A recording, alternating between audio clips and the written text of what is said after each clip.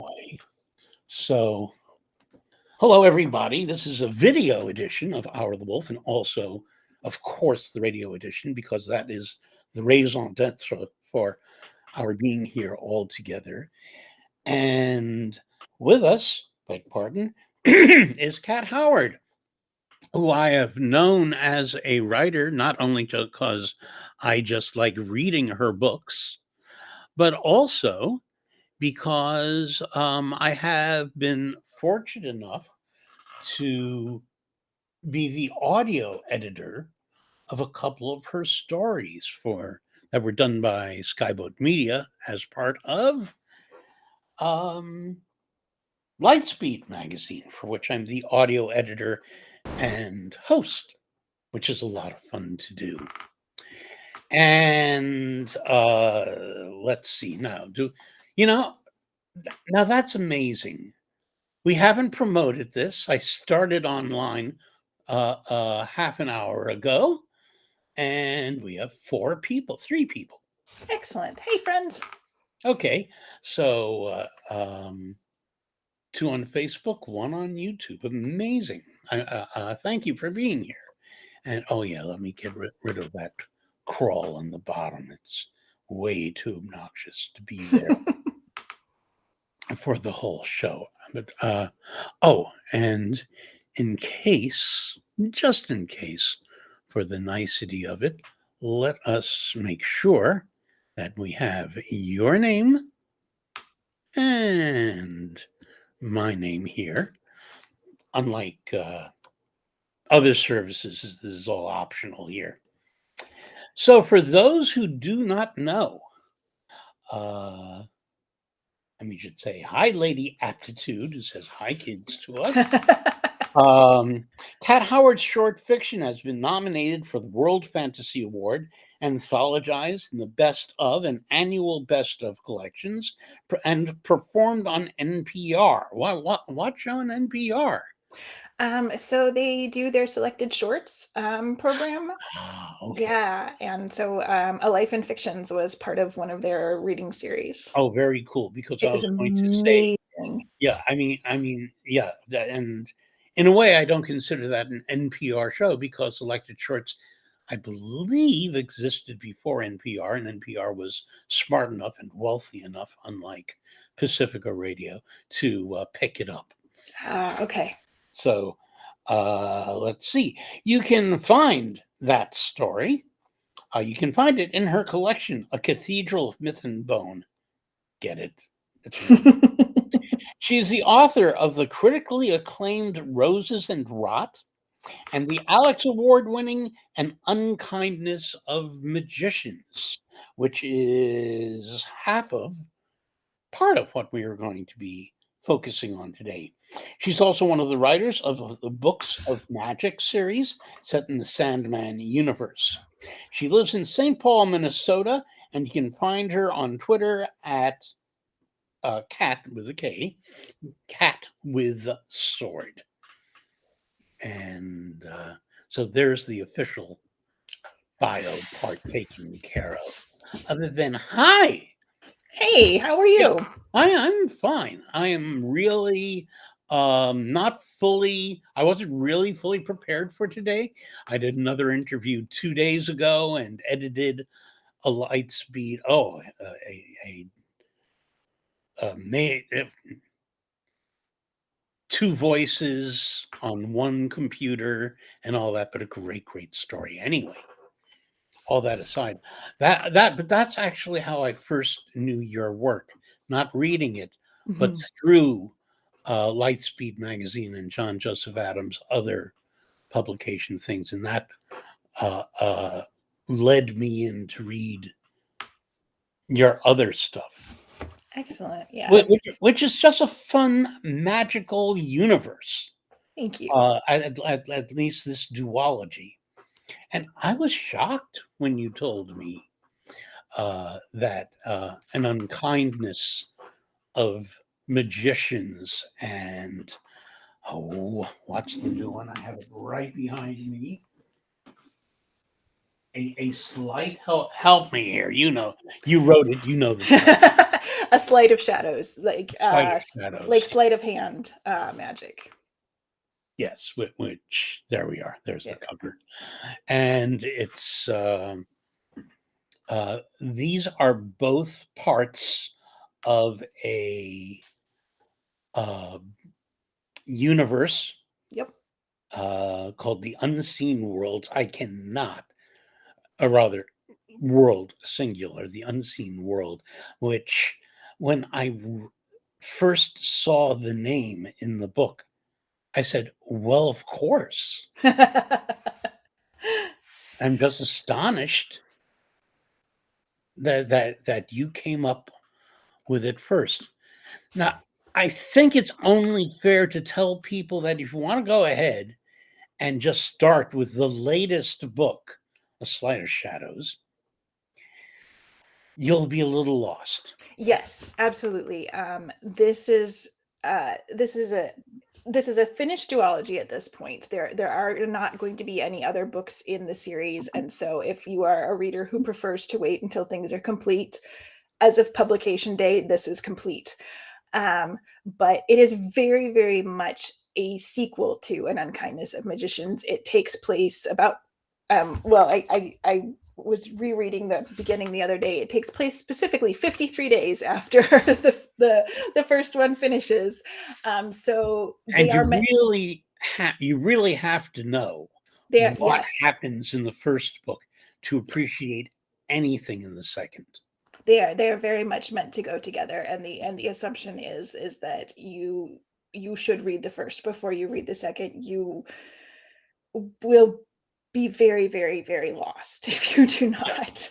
I mean, you can get away with some writers, even N.K. Jemisin and stuff by going to the second book in the series and picking it up there. Mhm. But and certainly with Neil Gaiman, uh, because he's very aware of. Yeah, there's any number of good. If you want to read Sandman, for example, I can think of at least three different entry points just off the top of my head to start there, and you'll be okay.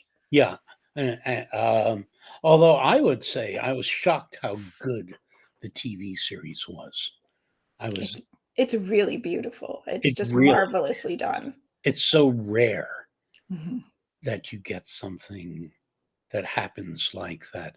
And that was actually, I've known of Sandman for years, but I've known Neil Gaiman's writing as as a radio writer, of course. Because, well, he and some of the other Brits, radio was their first big thing. Hitchhiker's Guide to the Galaxy, Mhm. which Neil has written about. Right. What was a radio show before it was a book, before it was a TV series, before it was a movie, etc.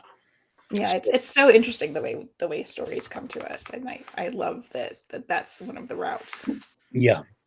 Um, well, you're going to read at some point Mhm. for us from one of the two books in the series. It's totally author's choice, of course. Okay. And and you can give us any talk up you want, and then we can speak more if you like. Okay. Well, since I just finished telling everyone how you really, really have to read the first book before you read the second, maybe what I'll do is this. I didn't prep, but I think I can probably manage to put my sentences together. Why don't I read from the opening of Unkindness then? Yeah, And so for people who aren't familiar, give people the entry level to yeah, the and world it's building. the excerpt that I'll read is really, really short, but it's actually one of my favorite scenes in the book. So this is from chapter 1, the very, very beginning. The young woman cut through the crowded New York sidewalk like a knife. Tall in her red-soled stilettos, black clothing that clung to her like smoke, red-tipped black hair sharp and angular around her face. She looked like the kind of woman people would stop for, stare at, notice. None of them did. Stalking down Wall Street, the spire of Trinity Church rising before her, she slid among the suits and tourists like a secret, drawing no eyes, no shouted, "Hey, babies." Not even the casual jar of a shoulder bumped in the crowd. She could have been a ghost, a shadow. The sun stark, the sky a harsh blue, cloudless and broken only by the glare of reflections. Late summer heat stewed salt sweat and heavy cologne together, mingling them with the sizzle rising from sidewalk food carts. The day bright, almost ordinary. The woman paused at a corner. Her slate gray eyes flicked up toward some unmarked window in one of the buildings scraping the sky, as if to be sure someone was watching. Her lips, red as blood, quirked up at the corners, and Sydney stepped off the curb and into traffic. Neither the cars nor their drivers seemed aware of her presence. Sydney walked to the center of the intersection and raised her arms like a conductor about to begin a symphony. She stood, unmoving, for one breath, 2, 3. If there had been eyes somewhere above that rushing city that were able to watch, they would have seen her lips moving. And then, the cars around her, as one, lifted gracefully into the air. Sydney held them there, rust-stained taxis and sleek black sedans with tinted windows, courier vans, and a tour bus blaring the opening number of the latest Broadway hit. 10 feet above the ground, floating through the intersection like some bizarre migration of birds. A smile stretched, bright and wild, across her face. If the people in the cars could have seen it, they might have called it exhilaration. They might have called it joy. The people in the cars didn't see her. No blaring horns, no cursing drivers, no awe, no reaction from either the people in the now flying vehicles or from any of the passers-by. Simply flight, where that shouldn't have been an option. Sydney directed the cars through the intersection, through the air, with words, with small precise gestures that bent her fingers and hands into severe origami with no obvious effort. And then, her hands paused, held like a breath. 2, 3. She lowered her arms to her sides, and as she did, the cars returned to the street as gracefully as they had left it, the flow of traffic uninterrupted. Sydney walked out of the intersection and cut back into the crowd. No heads turned. No one gave her any notice. She had gone less than half a block when the text alert vibrated through her phone. The job is yours. So that's how it begins.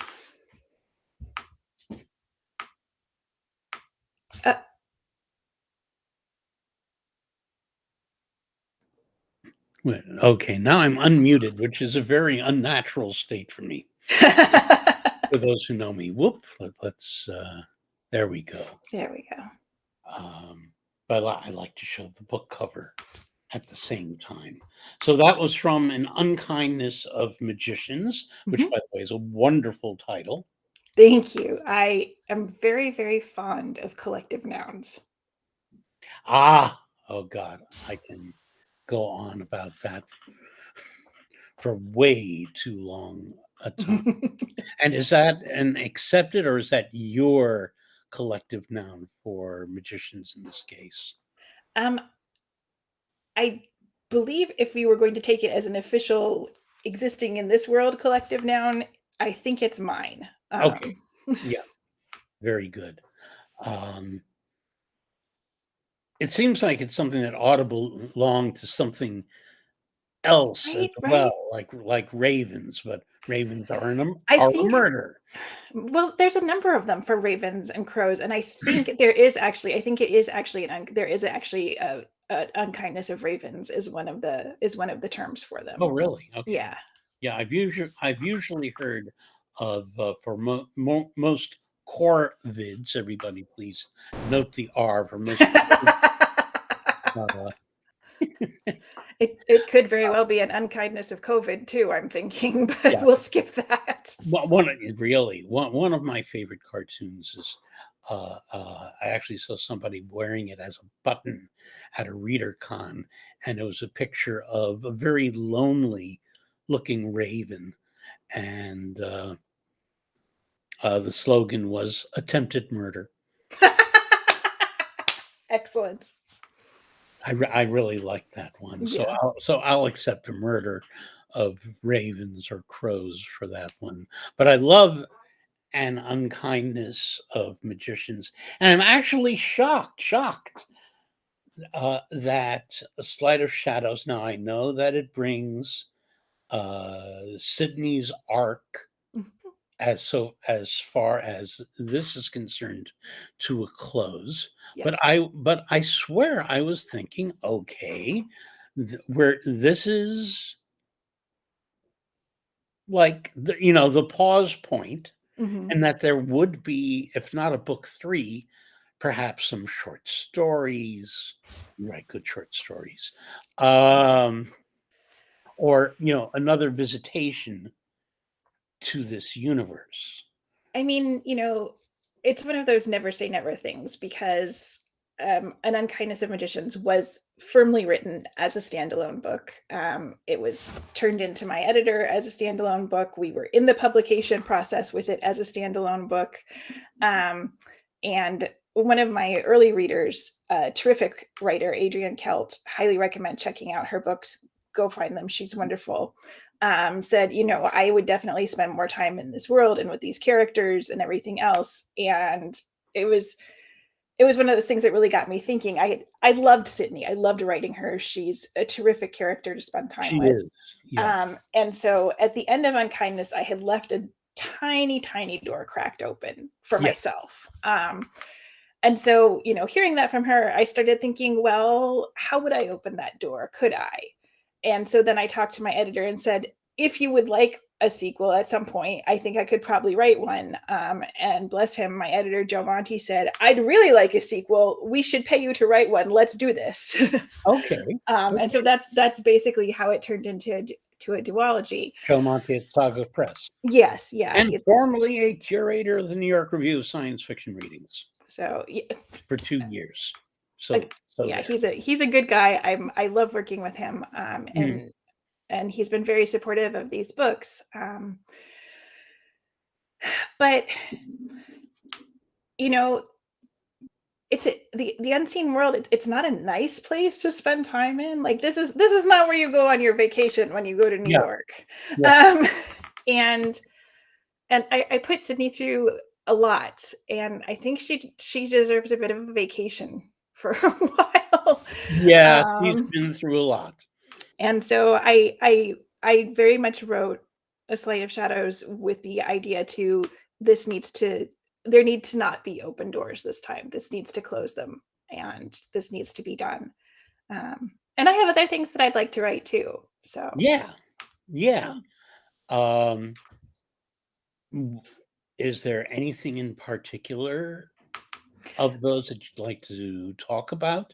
I know There it's a pretty sensitive topic for a lot of writers I was because just gonna say, yes, there is a new novel in progress. I am very happy with the progress that I'm making on it, and that is about all I feel like saying about it because I'm pretty superstitious about talking in any detail about works in progress. So yeah, a lot of people are, and I wouldn't even call it superstitious because that sort of connotates like, "Oh, bad luck," or something, but no, what it connotates is common sense. Yeah. Who knows what idea may occur to you in the writing of and this yes, and book, and you might take a left turn where you were going to turn right. I am somebody who revises pretty significantly. The With Sleight of Shadows in particular, there it looks nothing like the first draft of even being a sequel, even existing with existing characters in a known world and everything else. It looks nothing like the first draft of the book that I had. So yeah, I not only will I take a left turn, I'm going to run around the entire building a few times. Oh, So good. Yeah, yes. Check out the janitorial closet. Yeah. who Yeah. knows what's hiding in there? Exactly. Exactly. I bring some ideas to mind, but Never mind that. Now, it struck me as I was reading the duology that this would translate to screen or radio rather well. And I would be thrilled for that to happen, actually. Obviously for the hooray, somebody will pay my rent this month reasons of, adaptations and future works are always delightful. But, I think because of, being fortunate enough to work in different media, I love seeing, the different ways that you can tell a story. And I would love to hear the story on the radio. Mm. To hear a good audio drama would be amazing.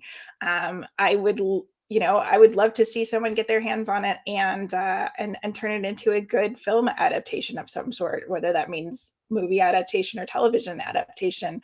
The rights are all available. Someone Yeah, please I'm, call my I'm, agent. I'm thinking one of them 8-part movies that started coming about during the pandemic, and some of them have been slacking off, but some of them are still coming out there and are pretty damn good. It's really freed people to the idea of long movies. I mean, short Mhm. by Russian standards, but the idea of an 8-hour story Mhm. is no longer ridiculous. And then they say at the end of that, and that was season one. Right, right. But just in terms of things that I would find personally delightful, I would love to see what someone's idea of the magic in these books looks like. For Yeah. example, like I know what it is in my head and what I would see, but I would love to see somebody whose actual job is translating from page to screen to get their hands on the magic and see what they could do with it. Yeah. 10 years ago, I would have said can't be done, go radio only, audio Mhm. only. Um, and of course, as an audio chauvinist, I still feel that way. But but they can do it now.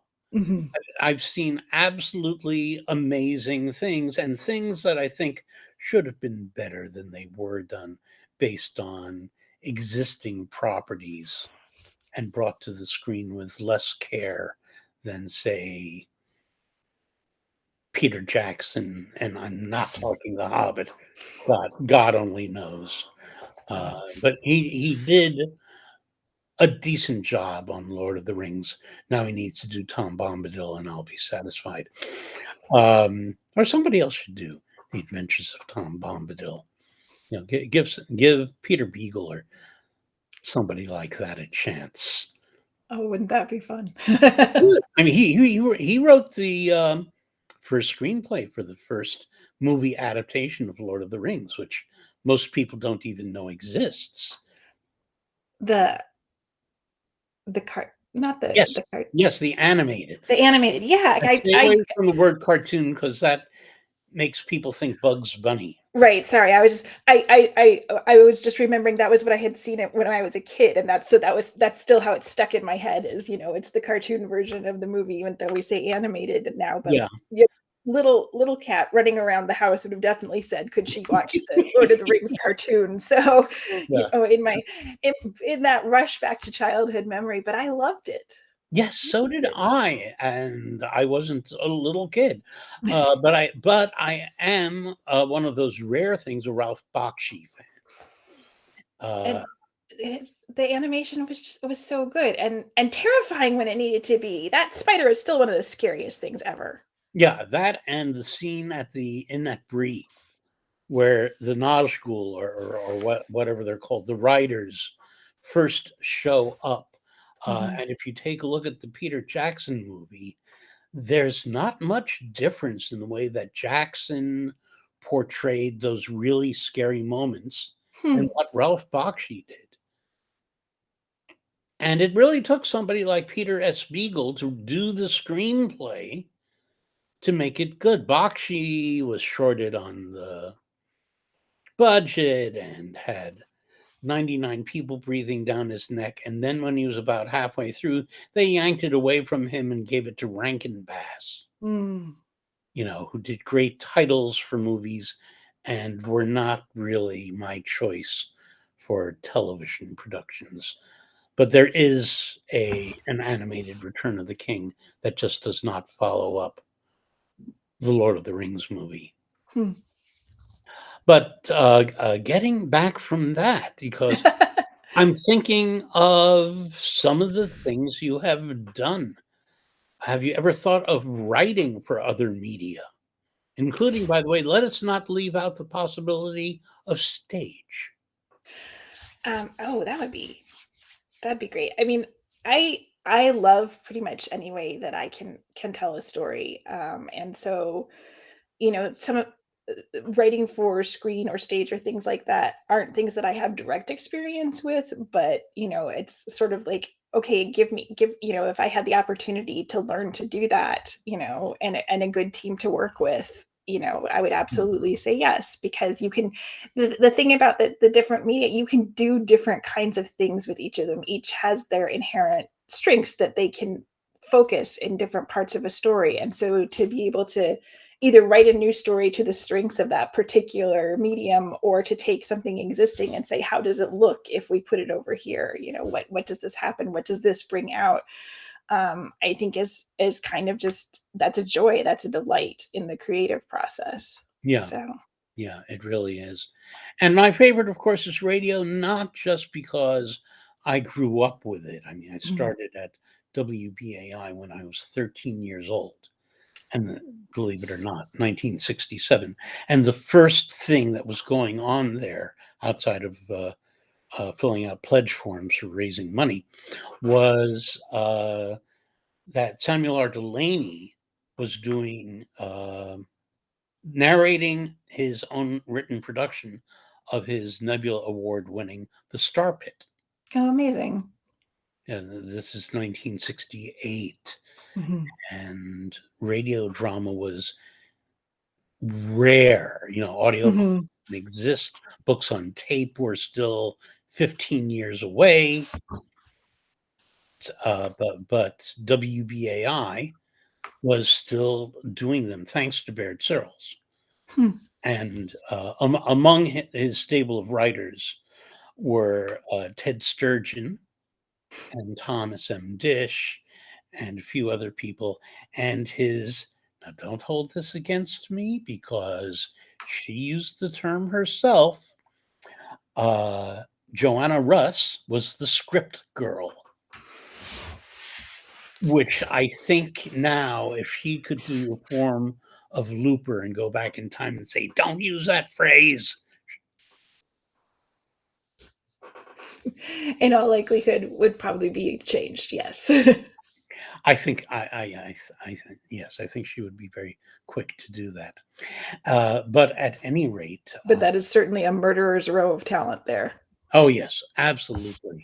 And they were, and these people were doing a lot of good radio dramas. They were doing James Thurber and uh, you know all kinds of, and some original stuff Mhm. from a few people that were writing specifically for the radio, and Delaney adapting his own Nebula award-winning story. Right. And as far as time is concerned, that runs 2 hours. Mhm. Hmm. So, and I was at what they call it has been said, but I attribute it mostly to Dave Hartwell. The golden age of science fiction is 13, and Okay. that's how old I was Right. when I started hearing these things. And Hmm. still, when I read a book like your books and your stories, I hear them. And the first way I came across your work was with a couple of your short stories. Yeah, you mentioned, and hearing them for the podcast for John Joseph Adams and Yeah, his magazines. Yeah. yeah, and not just hearing them. I was the editor Right. Right. and host. because they were both. We now have 3 magazines. There's Lightspeed and Nightmare and Fantasy. Mhm. But in the beginning, I was just doing Lightspeed, Okay. and now I'm the host of it. Ah, okay. Not the producer. The Right. producer is Stefan Rudnicki and Gabrielle DeCure at Skyboat Media, who are a joy to work with. Mhm. And John is the editor; he chooses the stories. Right. But the first way I was introduced to your writing was orally, Mhm. orally, and it works very well. Your stories sound good. One of the things that I learned when I was starting out was to do a draft where you read it out loud to yourself and make sure that you hear it properly. Yeah, And that I think that I know that helps me as a writer in terms of getting things correct on the page, and so possibly that pays off in terms of having them sound good as well. yeah. I So would say, by the way, for fiction writers or nonfiction writers, before you turn your story into your editor, read it aloud. Look for double words or omitted mhm. words and all that, and also just say, "Is that character's voice? Right, right, exactly.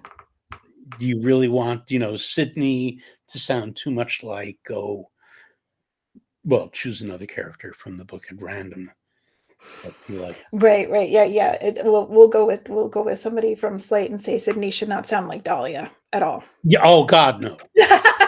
God, yeah, exactly. Yeah, I'm focusing on both the engineering here and all that to even though I only finished reading Slight of Shadows about, I'd say a week ago. Some of it has, well, gone into shadow. That's allowed. Yeah. Um, you've written a good quantity of short stories, your fair Mhm. share of novels. Do you have a preference? Or how are these different acts for you? What's the difference? Um, a lot of it has to do with sort of how the idea feels in my head. Um, and when I say that, something that I know is going to be a novel length idea has sort of more mental weight to it when I'm working through it. I can tell that there's multiple paths to go down, multiple characters that I want to bring in, that there's enough room for me to have a full story that's novel length without sort of shoehorning in things that don't belong in the story to fill out pages. Mhm. A short story for me will be something much more focused. It'll start with just one character or a particular voice, or sometimes a short story will start with something that I want to see if I can do. I have a story coming out in a couple weeks for Sunday Morning Transport that I wanted to see. I wanted to play with second person, so it's a Uh-huh. completely in second person, and to see if I could make what I wanted to do work in that specific boundary. And I think a short story works a lot better for that for a couple of reasons. First of all, if it doesn't work, you've spent a lot less time on a short story than you have if you've written an entire novel that doesn't work.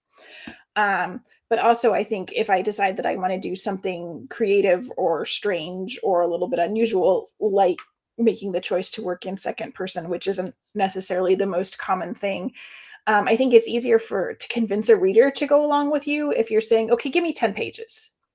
If you can't stick with me for 10 pages, that's fine, but give me 10 pages and see what happens. Whereas if I hand them an entire 300-page book, that's a much larger commitment that I'm asking for from them. And sure, of course, you can put it down if you don't like it. You don't have to come back to it. You get through the first paragraph or first chapter and it's not for you, and that's fine. But just in terms of what I hope for in reception, so it's a difference in what I think the form can do, what I'm willing to ask of the reader as they come along with me too. Mhm. Uh, what brought you to writing specifically fantasy as opposed to other genre or what I hate to use the term mainstream Mhm. because it ghettoizes everything else, including itself, when you do that. But Right. the I tend to gravitate towards the fantastic, I think partially because, you know, that's one of the things that I most love reading. And when I think of, especially I think a lot of us who are writers start out as voracious readers. And when I think of favorite childhood books and things like that, I think of things like, you know, the Chronicles of Narnia, Susan Cooper's Dark as Rising series, Madeline L'Engle's Time books, A Wrinkle in Time, and things like that. And all of those deeply beloved childhood books are books that are really steeped in the fantastic. And so that's sort of in the back of my head, it's sort of, oh, that's how you tell a story. You need something like that to tell a story. Mhm. Um, but also, I think, in terms of, technical or craft or whatever, things like that, um, writing in the fantastic allows you to concretize a metaphor and to start out with that concrete metaphor. So you don't have to uh, that this is such and such a thing is like hell. You can just drop your story down in the middle of hell and start your readers off there and be really obvious about it if that's the thing that you want to do. You don't have to do all the setup. And so it gives you a different way of working with things. It's just about anything that you do when you sit down to write a book is some kind of authorial choice on some level. And so it's a system of choices that I like being able to make, is saying, we're gonna have I'm going to have magic in here, and I'm going to give you a reason why there's magic, but we're not going to discuss whether or not the magic is real. We're just going to take magic is real as our starting point. Yeah, and you do that very well. But I noticed that your rules of magic, um, magic is an amazing thing to write. I did an Mhm. interview with Larry Niven, who said that your magic has to be his philosophy was has to be as rigid in its way of thinking as hard science fiction. Hmm. That you have to have your rules, that you have to follow them. If something different happens because it's magic, then that's a magical event, and you're going to have to explain it. And there are those other people, especially as we edge away from the science fiction fantasy divide and more towards the more modern speculative fiction Mhm. kind, where it don't make a bit of difference. It is what it is. Mhm. And um, I think in a way, uh, your duology heads there a little. The magic is very determined, but people are also creating it Mhm. based on their abilities and things that they find out. Yeah, I am not somebody who, sits down and says, "Okay, here's what my rules are, and here's my boundaries, and here's what magic can and can't do in the book." I Mm, generally, I aim towards an internal consistency. I don't want things to be like, "Oh, on page 3 you couldn't do this, and suddenly on page 57 you can," and literally nothing has changed. Um, you know, if you're going to be able to do something different on page 57, I need to take the book in a direction that shows why it's suddenly different there. But I don't think of magic in a really scientific sort of way. If I wanted to write things that were governed by rules of science, I would write a science-based book, mhm. not a magic-based book one. Yeah, which is largely what Larry Niven has done. That's why he's got, I think, 2 books of fantasy, uh, and 25 science fiction. Right, and I think some of it is just,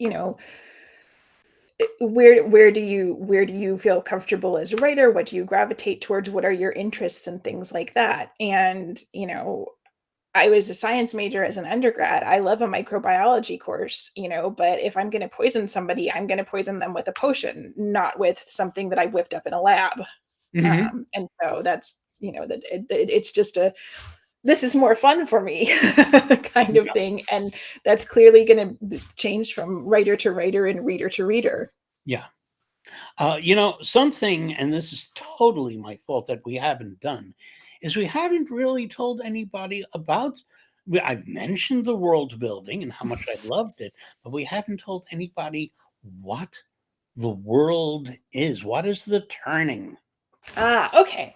So these two books, The Unseen World, is they're set in a modern our time version of modern our time New York City. And so if you were a mundane person, if you did not have magic, you could be walking down the street in New York City. And as we see from the opening of Unkindness, there could be absolutely astounding magic going on all around you, and you wouldn't know.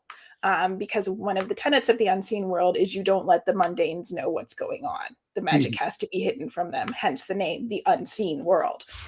Um, and as as an unkindness starts out, they are in the middle, the beginning of what's called the turning, based on the idea that fortune's wheel turns and shakes things up. And it is a magical battle to the death for status in that particular society. These people think it's fun for about every once a generation to all decide to kill each other with magic and see who has the best spells. It's not really the nicest, friendliest sort of community to live in. Um, and in the course of the turning, it's discovered that something is wrong with magic. And then the reader discovers what has been sort of an open secret in the unseen world, which is sort of part of where not necessarily magic comes from, but in the unseen world, if you do magic, there are consequences for doing magic. It's not like everyone who's a magician can just do this and it's fine. It's if you do something amazing and wonderful and change the shape of the world, there's going to be some consequence for doing that. Well, if you're a wealthy and powerful person, maybe you try and figure out how to make other people pay those consequences for you. And that is exactly what the unseen world has done in a fairly horrific manner. Yeah. Um, and so one of the contestants in the turning is someone who has survived bearing the consequences of of that magic, and is perhaps looking to take a little bit of vengeance for that. Mhm. Um, Yeah. They weren't happy with no, no, not even a little bit of happiness. the way it turns or something along those lines. Is it now the turning? That isn't like, every 10 years. It's not set on the calendar, right? It was one of those things where, it's sort of a rough about once a generation. Part of what's going on in Unkindness is that it's come early. And that's sort of linked to something wrong. Something has gone wrong with magic. Something weird is happening. We're gonna need to fix this thing. But yeah, it's a little bit early there. Yeah. And and one of the things that drew me in immediately were the house names Mhm. and the people names like Prospero, and then somebody had to be named Miranda. Just had to be. Uh, uh, I know that wasn't your choice. It had to be. It had to be. It sort of, it actually, it's funny because Miranda Prospero was the first character that I came up with. And then I realized pretty quickly that, oh, this isn't actually her story. This is someone else's story. Yeah, But but yes, of wonderful course, to when have you, her in it. yes, yeah, and they do that and that's very much deliberate. There are, House Merlin, House Morgan.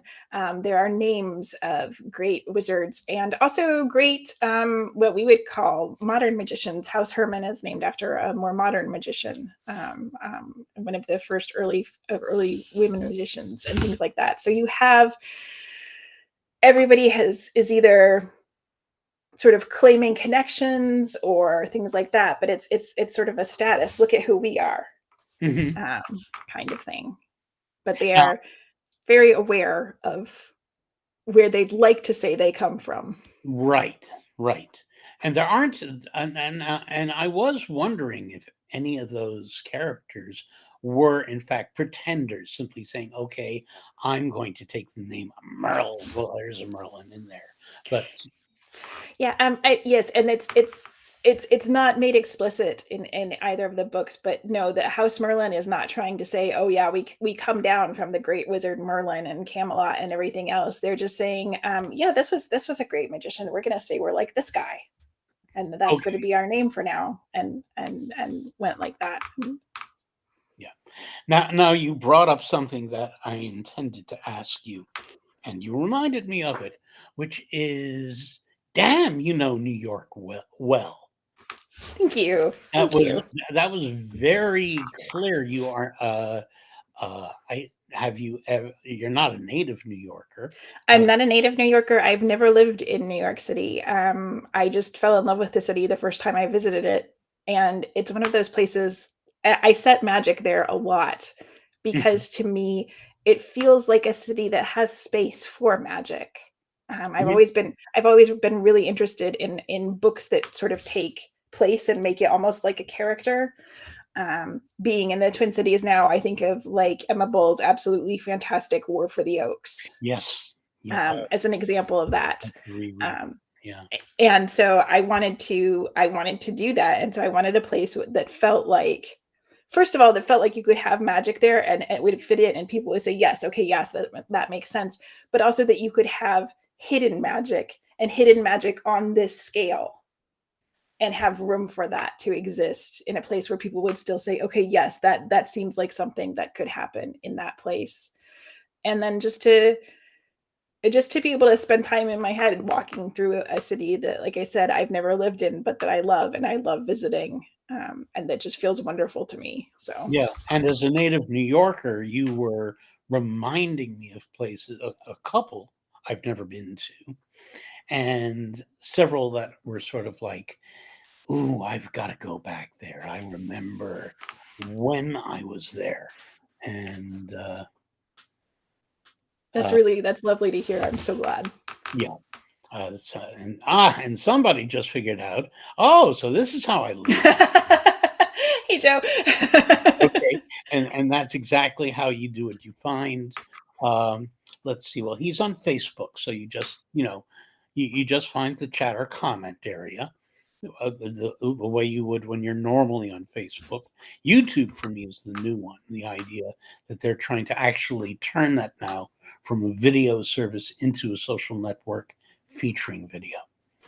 Yes, it's quite doable, and we do invite people to ask questions and join in. How much time did you spend in New York to pick out the places you wanted to mention and name? Because you're really, uh, the other way around. One person says, by the way, use Facebook, not YouTube. And I actually prefer the other way around just because the interface and the presentation is much, much better. But you, and sometimes when I start these things, they don't always turn up on Facebook. Facebook can screw things up because they're always changing their rules Oh, no. for legal reasons and stuff like that. And not that YouTube doesn't, but they're a little more constant and they give you warning. But to answer your question, it's funny because none of the trips that I've ever taken to New York City were trips that I thought of as, oh, this is a research trip. It was just sort of a, you know, what sticks in my head and what I remember from being there, or things like that. So it's much more like a, um, I wish that I had been able to make it work out to go back in some of the writing for this, but Slate in particular was, I'm not doing a lot of traveling right now. Mhm. Yeah, well, that's been the pandemic. I've left my house, maybe 20 times in 3 years. Yeah. Yeah, so So something else. And somebody's pouting that I ruined their suggestion. No, you go ahead and use Facebook. But I've got to tell people that sometimes we start an event and it's just not coming up on Facebook, and it's been on YouTube for 5 minutes. So that's why I mentioned that. And that same person asks, "What is your writing routine?" What is my writing routine? I don't have a set routine.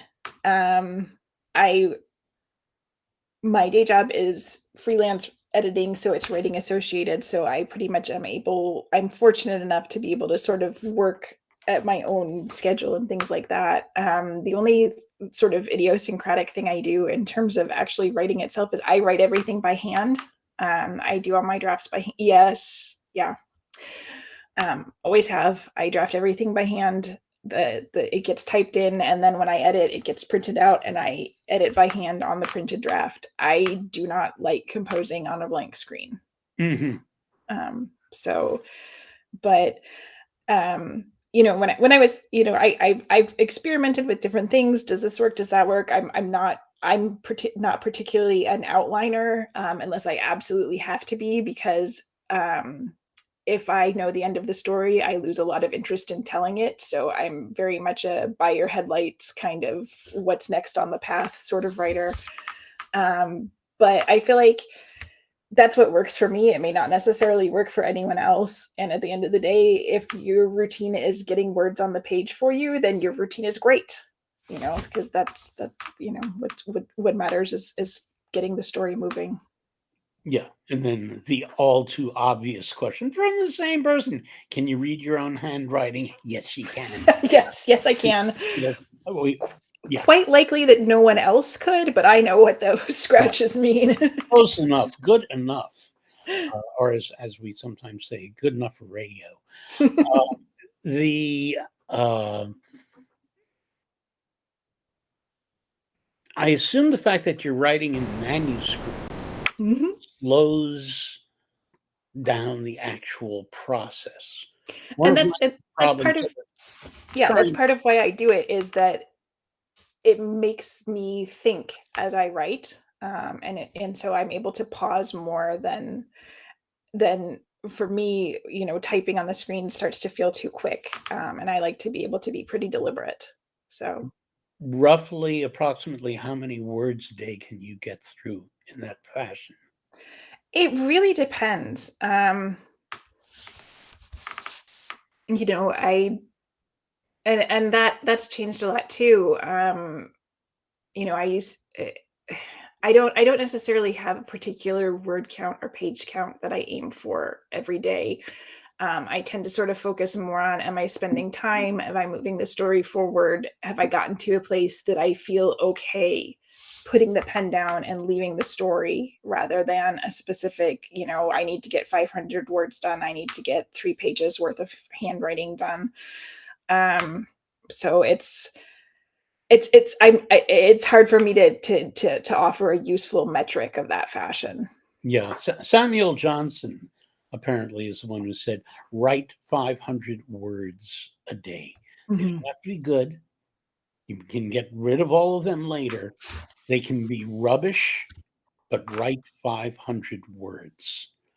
Yeah, I mean, and one thing that I do know for me is that I am somebody who I need the momentum. I'm not somebody who can say, "Oh, I'm going to take 2 weeks off and then come and have a weekend where I do 5,000 words a day on each day." Like that, I could not do that. I'm much more, even if I don't have a lot of time that day, if I can just get a few sentences on the page to just like keep touching base with the manuscript in a very weird phrase, but to just keep it fresh in my head and keep it in the back of my brain, even when it's not the thing that I'm directly working on. So for me, it's more a small pieces of momentum than large chunks of text all at once. I'm chuckling because of uh, Joe Stockslater, who's been our main participant this time, although I see two good friends of mine just logged in under Inside Scoop TV show. Um, but Joe is saying, just commenting, I would have to try handwriting, would keep me off Facebook, Twitter, YouTube, et cetera, et cetera. And I think it can now be said that one of the great advantages of manuscript is that you're not going to get people, bombing you. That oh my God, there's a premise for a story. It's probably happened. There certainly been a couple of stories by different people that where what they write becomes real, Mhm. and it would be interesting to see, a well, characters going after each other Right. in something that came out of manuscript.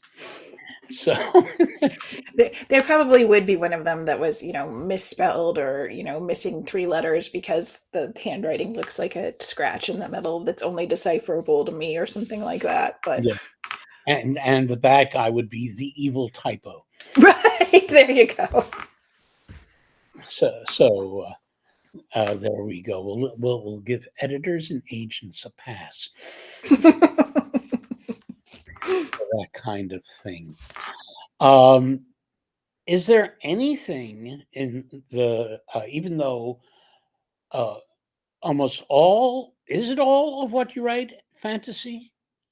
Pretty close. I've read I of think yours is there's a couple things that sort of brush up to a couple short stories that sort of brush against maybe being science fiction, depending on how you look at them. There's a few short stories, the novella, The End of the Sentence, that I wrote with Maria oh Domina yes, Headley, that's pretty firmly horror, I think. So that tends to be the direction that I go if it's not fantasy, is closer into horror. So, but yeah. Now that's a fascinating. I love her stuff, and she's also read for us. she's Uh, terrific. yeah, she is. She is. I've only met her the once, but that was memorable. And yes, we have a tape of it, but videotape. But uh, and I just thought the end of the sentence was such a great title and great premise. How did that particular collaboration come about? So that we had been out. We both had written short fiction for Bill Schaefer before, and then we went out to. I am absolutely have blanked out on the name of the convention in Detroit that Oh, they host. It's gone. It's just not in my head. But we were out there as guests for Subterranean's guests, and we're just kind of chatting and saying we'd love to work on a project together, we'd love to collaborate, because we're also good friends. And Bill said, well, I'd buy that. And we actually, I somewhere on my camera I have pictures of this. We wrote the contract on his arm that he would buy a novella from us, and we signed on his arm. I think John Scalzi took pictures too. And so yes, that was the first contract for that particular novella, is that yes. hopefully you used pens as opposed uh, to anything sharper. just pens. We decided not to do that one in blood. Yeah, But it's in the story. Some of yeah, them very well be. There seems to me there is a scene like that somewhere but it in was the unseen world. yes. There's some nasty making of contracts in the Yes, unseen world. something I cannot unsee, as a matter of fact.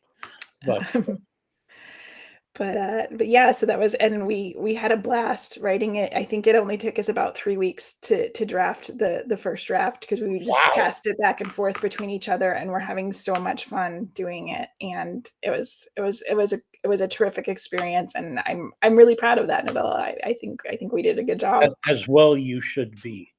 It was really good. Um, how different for you is collaboration? Because, of course, all this stuff is, birthed out of somebody's brain. And it's enough sometimes, enough fear to turn it over to an editor to find out what they're going to do with it. And then the final act that you cannot really take back um, is committing it to print and turning it over to the writers who unless, well, this is now the latest thing, that certain publishing platforms can actually change what people have written without telling you. It can just change on your reading device Right. automatically. To go back to the nicer question there, how is the collaborative process? I actually really enjoy collaborative work. It was a lot of fun writing that novella with Maria. I collaborated on a short story with Fran Wild, which was also a very good experience. And I also very much think of my experience in comics as collaboration. I mean, they would not exist as what they are without the rest of the creative team there. Tom Fowler's amazing art, was just absolutely confusion. That's the one. Thank you very much. But working in comics was a deeply collaborative process. And again, that's something that I really like, partially because it's just really interesting to see what the other people bring to that particular story or that particular form. Did you start with your artist? In terms of the comic collaboration, or in terms of the comic work, basically what happened is that I knew before I started seriously writing the scripts who my artist was going to be.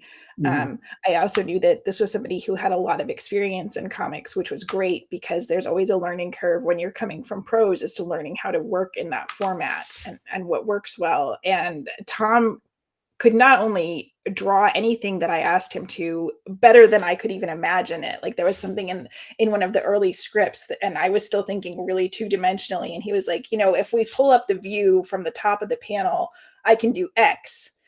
And X was mind-blowingly amazing. And so there was that level of collaboration, but there was also sort of, okay, what, the character design when we were able to introduce a new character and, let's talk about what we want the visual element to look like and stuff like that. So it's really, it's not a thing where it should be, oh, here's the writer and here's the artist. It's very much these people are co-creators of the thing that you're reading. And so it's, it was really a partnership in terms of what's the story going to be, what's it going to look like, how are we going to tell it, and places where I could, as we got further into that particular collaborative relationship, where I could say, hey, look, I'm not sure where we should go with this. What do you think? Where are we taking this story? How do we take it there? What do we make it look like? And trust in him as somebody who knew the story. So. Okay. Yeah, that's something that always fascinated me, and I wasn't really aware of it until I started doing semi-regulars, and it's time to do it again, interviews with Chris Claremont. Yeah, of course. He would have amazing things. And did X-Men for what? 19 years? Right. Or longer. And I think he pointed out that of all the Marvel movies, there was only one that he hadn't written for the characters for, and that was Black Panther. Every other Marvel movie has something of Chris Claremont, including as an actor in there. And he, anytime I would mention one of his works, and also with Neil Gaiman, they'll also almost first mention the artist before they'll mention, oh, that's from Marvel. That's for this editor. Right. Right. And it is, one of the ways that I would think about my script is, because the art is so compelling on a comic page, you can really pare your prose down to very, very, very little. Like my script would be long, but what's actually written on the page is very minimal. And so pulling back and saying, what can I do? Can we give this a silent panel? Because you trust that the other person has the visual storytelling skills to absolutely convey everything that needs to be conveyed at that moment. Yeah. So, of course, I'll go back to my radio thing and say our art is even better. I am absolutely not getting in that fight, man. Yeah, it's not a fight. We win automatically. Um, we have a recording with George Lucas, talking about what it took. This is made sometime after Empire Strikes Back, and he was talking about what it looked to create the Death Star, and Mhm, also Rick Sternbach, who did some of the artwork for mhm. that movie, and is a great cover artist for a lot of science fiction magazines. Um, Simply said, yes, absolutely. Now, this is what it takes for us to make something beautiful. Now, they just use this thing called the volume. They're not even using practical effects or CGI as much, Mhm, but they're using these amazing, bizarre screens to do it. mhm. And then we can say, okay, we want you to imagine this planet that was, done in this kind of a place. And James Cameron will do his thing underwater and all that. And all you have to do in radio is say, close your eyes. Now, imagine a beautiful place underwater. And there it is. Mhm. And it's perfect because it's your mind's eye, Right, reader's mind or listener's mind's eye who has created it. right. And yes, and in a way that, that's there too, is the collaboration with the reader. What every reader is going to have a different experience because they're bringing themselves to the work. Yeah, and using modern parlance as far as computers and stuff are concerned, we might say the reader is the end user, There we go. and they're the one with whom you have to develop an interface, which is the language, Mhm. and the rest of the stuff. So yeah, absolutely. I wanted to answer this woman who seems to be writing largely to me because she knows the radio show. Mm. And she says, first, it feels weird hearing Jim at this hour, the show I first discovered and would always listen to when I had the early flights out of LaGuardia. Nice headphones, by the way, for Lady Aptitude. And we should mention that the first 40 years of Hour of the Wolf, God help me, the first 40 years were from 5 to 7 a.m. On different mornings, but it's why it's called Hour of the Wolf. It's after Right. the Ingmar Bergman film, and that's the hour between night and dawn, the time between night and dawn. It's not even an hour. And then she says, feels more like Hour of the Squirrel. And then, not that I'm complaining, I'm more of a creature this schedule now. And very strangely, it feels very strange, but we're coming up on a year now of Hour of the Wolf being on Monday nights at 9 p.m. That's very civilized. Yeah, but Hour of the Wolf shouldn't have to be civilized. It's True, a true. magical time. That's almost the definition. It's according to the movie Hour of the Wolf by Ingmar Bergman. It's when children are born and people die. When uh, deep thinking can become what's the word? Help me here. When it becomes realized, Mhm. uh, and Made tangible. yeah. Like Aptitude now calls it boomer hour.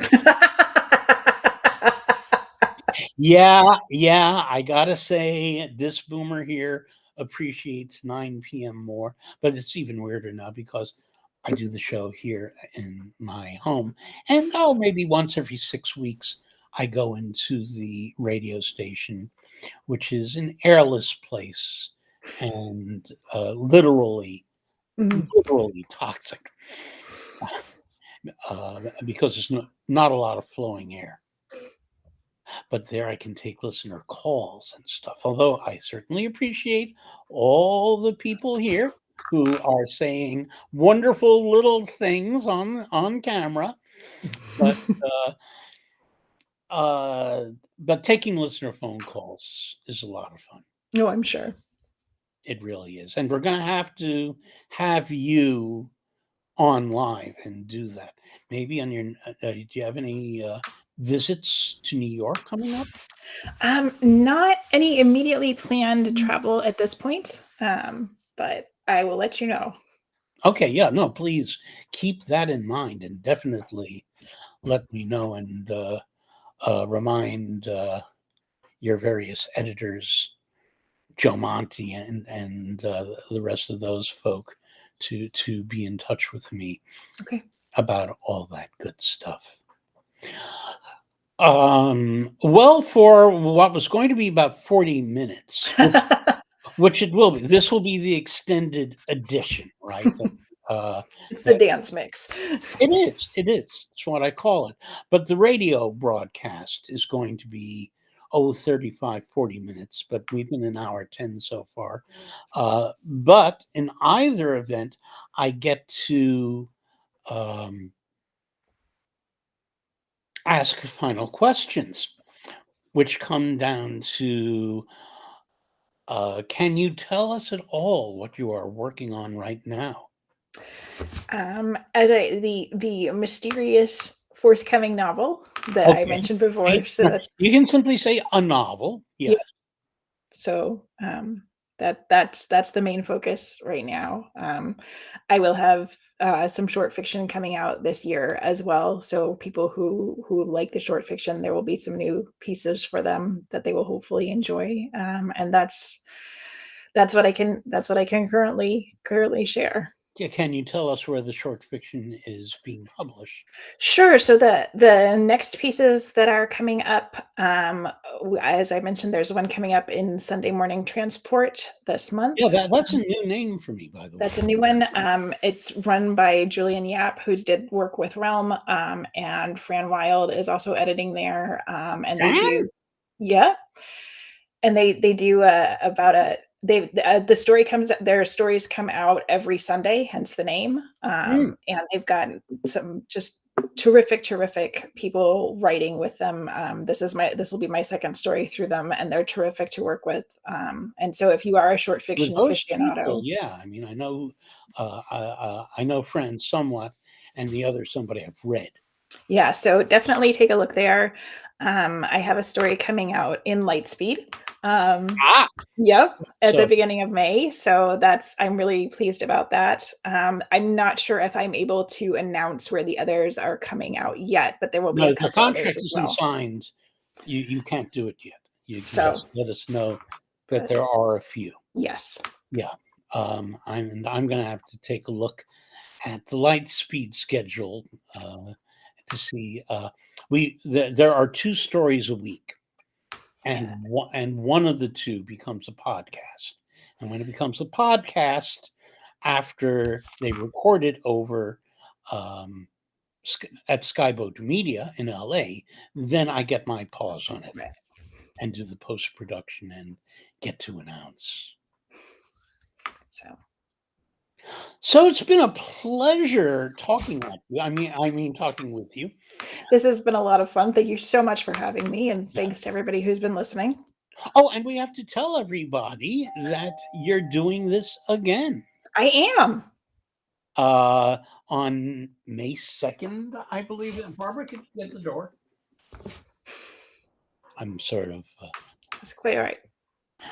Uh, in fact, I may restart that portion. I'll help you with it. Just leave it be. We just got a huge thing delivered, a new futon, which is going to make my back says thank you. But yes, on May 2nd, you will be doing, as opposed to Hour of the Wolf, same venue, except the logo in the upper right will change to the New York Review of Science Fiction readings. Mhm. And that will probably be about a similar length to this, except there won't be a threat to edit it down later. And both will remain on both YouTube and Facebook. This will remain on WBAI as well, but for the whole thing, you go to YouTube or Facebook right now. I'm trying to build the larger library of my Mhm. archives on YouTube because, well, it's easier and harder to post there. Yes, I will look forward to seeing you again in just a couple of weeks. Yes, and would you tell your editors at that, Fran and Isabel, that I would love to, like, feature that magazine as a show? It's Julian Yap, actually. Sorry, Julian, I'm I'm not sure if sorry. I yeah. Yes, But there is an Isabel Yap, but this is yeah. Yes, yes, who is a brilliant short fiction writer, but this is someone who is an editor who is not a writer. But yes, I will absolutely pass that on to them. okay, great. And Okay. oh yes, this kills me. Somebody says, still would love to hear that Alfred Bester interview. Yeah, I had Alfie on Hour of the Wolf maybe 5 or 6 times and doing readings, and much of my archives have been destroyed. Oof. So if there are people out there who, in fact, have any archives, any tapes, a lot of people did cassette tapes because for a 5 a.m. show, that was the better way for them to hear it, was Mm. was to Mhm. record it and send it. I need those. I don't have 1 minute of my, maybe 8 hours with Alfred Bester. Oh I did gosh. 12 hours with Roger Zelazny. I have one of my two Le Guin interviews. Oh. It's stuff like that. Uh, I used to use reel-to-reel recording tape, and those have splices, and, Yeah. those tapes were in my basement, and my basement flooded, and the splices all just disappeared. So I still have the tape, but it's all a mishmash. Oh gosh. Yeah, so it's dreadfully disappointing. So I don't care about the 5 minutes I had with Heinlein. Uh, and somebody else came up with the 3 minutes I had with Philip K. Dick. Those were at conventions where I'd walk up to people with the mic Right. and put it in their face. But Alfie Bester lived in New York, and he'd come to the show a couple of times unannounced with 4 sheets to the wind, which made it all the more wonderful. Um, and okay, yes, I will take the time. I'll cut this out of the radio broadcast.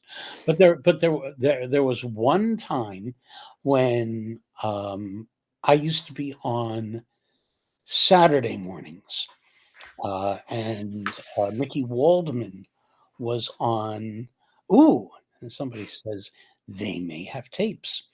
And Mickey Waldman was on Sunday mornings. Mm, mhm. And here, when I say morning, actually we're talking midnight to 5. Right. There are all kinds of wonderful, weird Hour of the Wolfie time slots on WBAI. And somebody rang the door. No, actually, Piglet is not gone. Somebody says, "Is Piglet gone too?" George Alec Effinger was Piglet, and he's not gone because he's somewhere in the Internet Archives, but everything on the Internet Archives is mislabeled. So sooner or later, I will come across some of those. I do have Gardner Dozois. I do have Joe Haldeman. I do have a lot of that bunch of boys, but I don't have George at hand. So Alfred Bester with 5 sheets to the wind is like ringing the doorbell to get into our facilities, which at the time was in a church on the ground floor in 62nd and First. A great facility. Mhm. And for some reason, he thought I was on the air. I was not. I was sleeping in what used to be the church while Mickey was on the air. And finally, she's playing a cut of music, and she hits the intercom, and apparently Alfred had brought Brian W. Aldiss with him. They were out together. I think Brian was the designated walker or something like that. And she says, who is this? What do you want? And Alfie says, I've got the greatest science fiction writer in the world out here with me, referring to Brian W. Aldiss. And he wouldn't have been the only person to say that. Mm-hmm. And Mickey responded through the intercom, oh, then you must have Alfred Bester with you.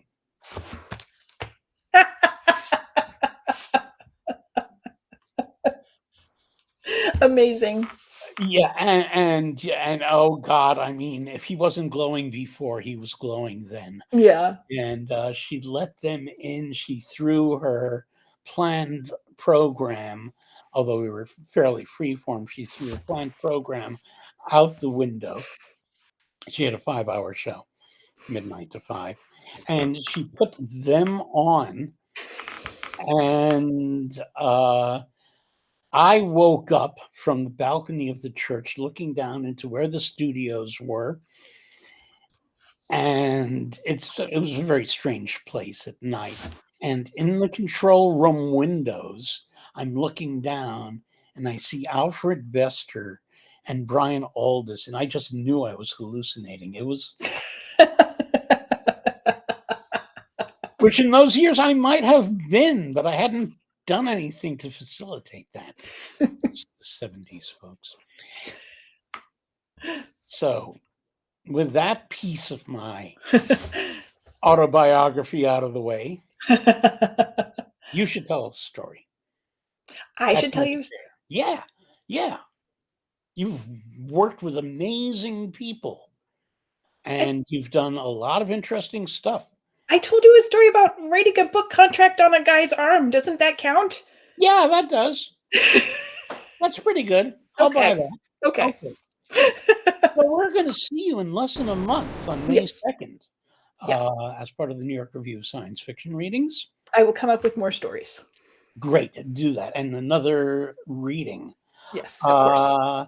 And actually, Lady Aptitude, if you can send me a list of any of what is in the era she has, which is from the early the 2013. Yeah, it's 10 years old. A lot of that is already missing. Wow. I'm sorry to say that Flood was about 6 years ago. So there's a 4-year gap right there. Yeah. So if you could just let me know what any of that is, I'll ooh. She just said Alfred Bester is one of them. There you go. It must have been rebroadcast because he had passed by then. But I'll take a rebroadcast. Yeah. Excellent. So we will do another new broadcast with you at some point soon for Hour of the Wolf and other things. And otherwise, for those people who are not seeing this on the screen, Kat is K-A-T. Yes. Like a wife of Henry VIII. That is exactly, yes. I had a career services officer in law school, and every time I would go visit her to talk about potential work, oh, there you are again, just like Henry VIII's tardy wife. Oh. That's